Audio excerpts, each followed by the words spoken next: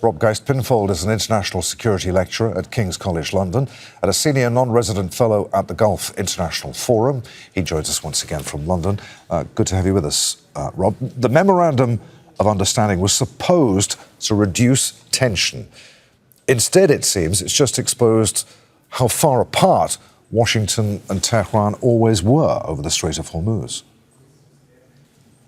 Yes, that's right. Now, when states come to these kind of agreements, it's often good to have some kind of creative ambiguity that will allow you, for example, to sell it to domestic audiences or to hawks within your own administration. But then you have to be very, very careful. It's always a balancing act. Once you become too ambiguous, then you might get to a scenario where neither party agrees on what they signed up to. And that's what we have here with the Memorandum of Understanding. It seems like the US and Israel didn't sign on to the same agreement. Sorry, the US and Iran didn't sign on to the same agreement. Actually, they signed on to two separate agreements. Iran thought by the MOU that Israel would leave Lebanon, whereas the US thought that actually the conflict there would just be frozen. And indeed, Israel is still in Lebanon. The US thought the Strait of Hormuz would be open for business. Iran thought that actually it had carte blanche to create a new reality on the ground where, yes, the Strait was open, but it cemented its control over the Strait. So those two key sources of tension were what seemed to have doomed the MOU, or at least stopped it from doing what it's supposed to do, i.e. getting us from a ceasefire to somewhere better. We are once again back to square one, where tensions are escalating, and we seem, though it's still reversible, we seem headed for a escalation in tensions, possibly even a return to war.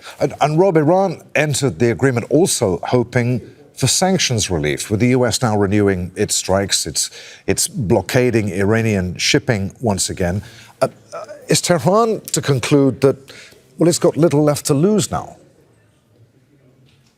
Well, Tehran will conclude what it always thought, that basically you shouldn't do a deal with the Americans, they're duplicitous, and that they will stab you in the back. Yes, you're right, of course, Adrian, that Tehran feels like it has very little to lose. What's the point in agreeing to something that doesn't get what you wanted? It doesn't get Israel out of Lebanon. It doesn't allow you to cement your control of the Strait of Hormuz. And of course, it doesn't allow sanctions relief. And of course, looking at it from the other side, this is what the deal was critiqued for within the US, the West, and indeed the US's regional allies, that Iran will get sanctions relief for opening the Strait of Hormuz, rather than even discussing its nuclear program, ballistic missiles, or proxies. So in those respects, it was a worse deal than the Joint Comprehensive Plan of Action, which Trump, of course, called the worst deal ever, and then withdrew from. So overall, this deal was, the Memorandum of Understanding was never a deal. It was supposed to get us to somewhere better. It was supposed to alleviate some of those short-term pressure points.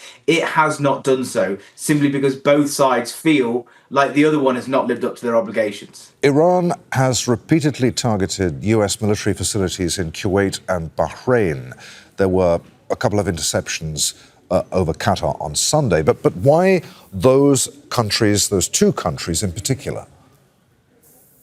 Well, it shows you how Iran has changed in its strategy. The strategy, the commonality is that Iran, both before and after the ceasefire, was striking the Gulf states. It sees the Gulf as the US's center of gravity in the region. But before the ceasefire, during the war, it targeted primarily the UAE. Why? Because the UAE is an economic, commercial and soft power hub. So if you want to cause as much economic damage as possible globally to force a ceasefire and restore deterrence, you target the UAE. Now what we're seeing is Iran targeting Bahrain and Kuwait because it perceives that both those states are in a very unfortunate spot for them. It can hit them to show that it can still do damage and that it can signal resolve. It's not cowed. It will not make deals that it sees as a surrender. But at the same time, it did not expect a US response. And indeed, there was no US response for 2 months of those strikes. So the US is now belatedly trying to respond. But this means that Iran is now expanding the contours of the conflict, hitting, as you say, Qatar, or indeed targeting Saudi ships and Emirati ships as well. So this was always going to be a very, very high-risk strategy for both sides involved. The US not responding or the US responding, both had its costs and risk. The US tried the first option, it's now trying the second. Nothing seems to have worked. Always good to talk to you, Rob. Many thanks indeed. Rob Geist Pinfold there in London.